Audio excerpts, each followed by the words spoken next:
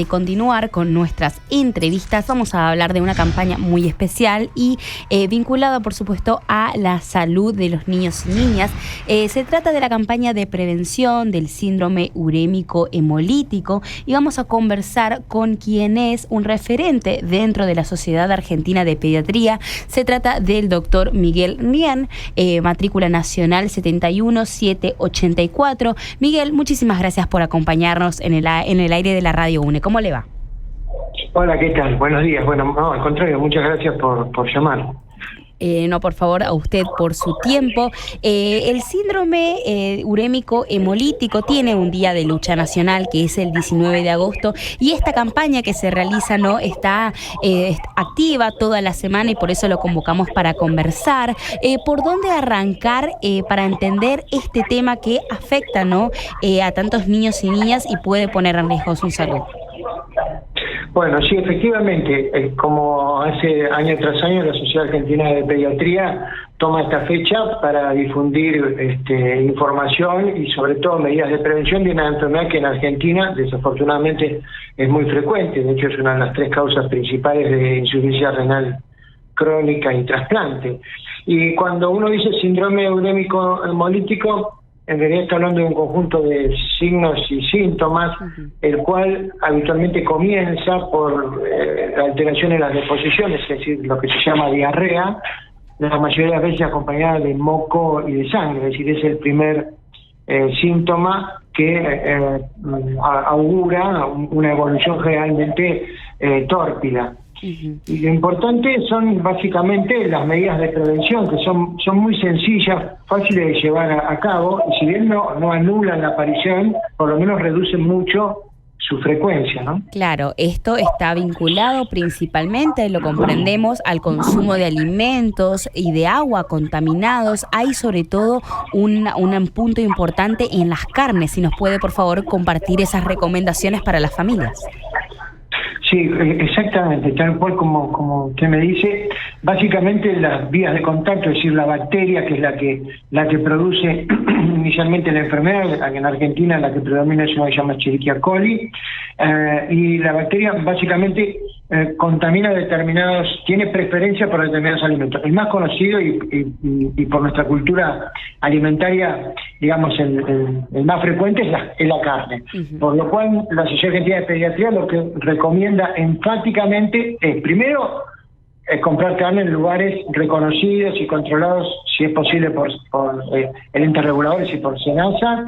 Y en segundo lugar, la carne. Por un lado, manipular en un lugar aislado, es decir, no manipular en el mismo lugar cuando está cruda con otros alimentos, porque se produce lo que se llama contaminación cruzada, es decir, la superficie en la que uno trabajó con la carne queda contaminada, muy posiblemente esta bacteria, que después invade otros alimentos. Lo mismo cuando uno la pone en la heladera, conviene ponerla en los estantes de abajo por si gotea, no caiga esa gota de sangre a los otros alimentos. Y para cocinarla, una premisa fundamental es cocción completa, no tiene que tener jugo. La carne no tiene que abrirle, tiene que estar seca. Eso generalmente con temperaturas por encima de los 70 centígrados se consigue, pero aquello que decían nuestras abuelas de que el jugo era muy sano, posiblemente tuviera muchos nutrientes, sobre todo minerales, pero ciertamente también tiene la bacteria. Así que ese es uno de las cosas que hay que controlar. En los otros alimentos, sobre todo en las verduras, preferentemente cocinadas, y si no, hay que lavarlas bien,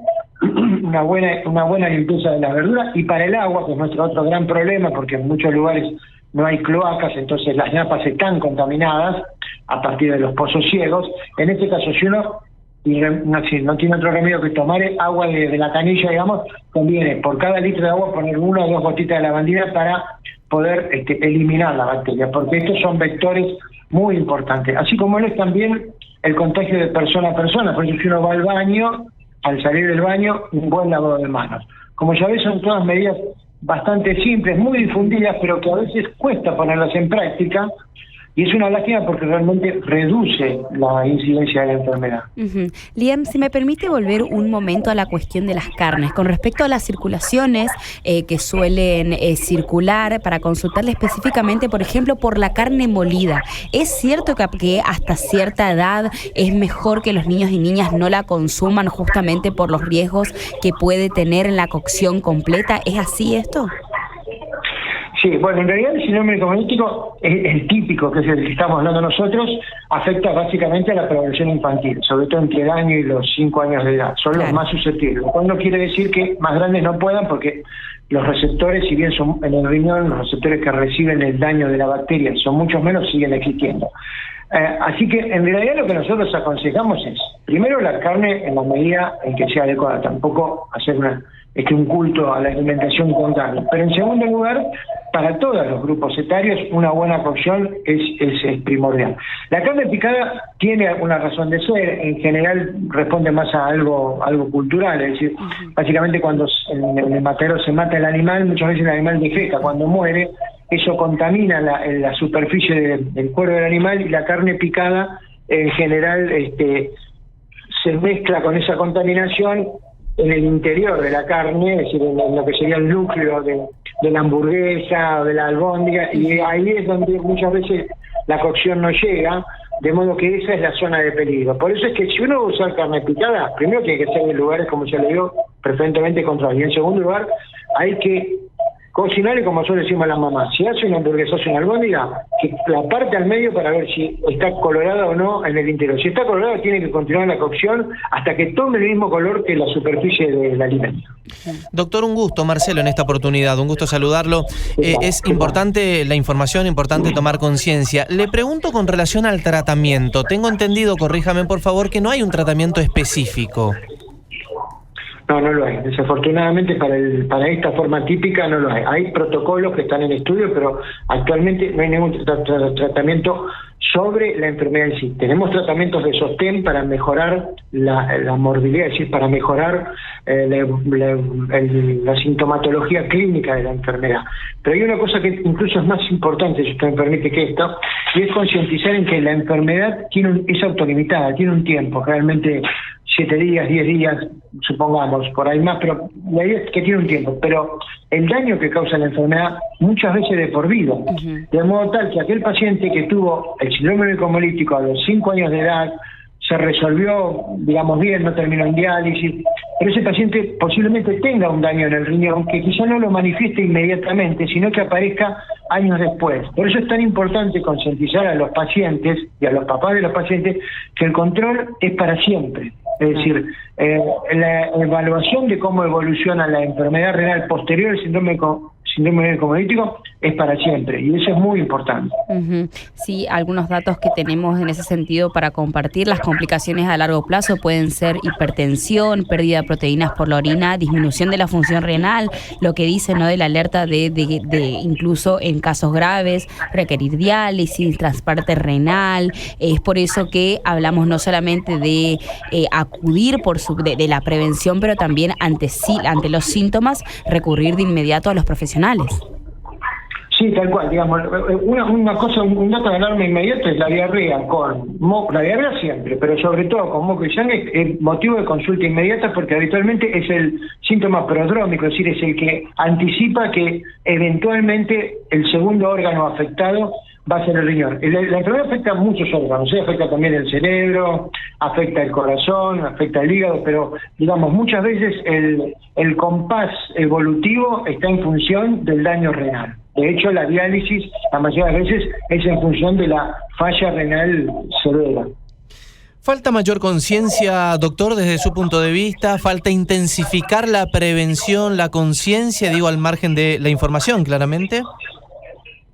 La verdad que esto es una lucha desigual entre una bacteria que no va a cejar nunca en su cometido y nosotros, que a veces bajamos un poco las alarmas, pero para que tenga conciencia de lo importante que son las medidas. Nosotros hemos tenido 2 o 3 situaciones epidemiológicas severas. Yo que tengo varios años recuerdo la gripe A, recuerdo el cólera y últimamente el COVID.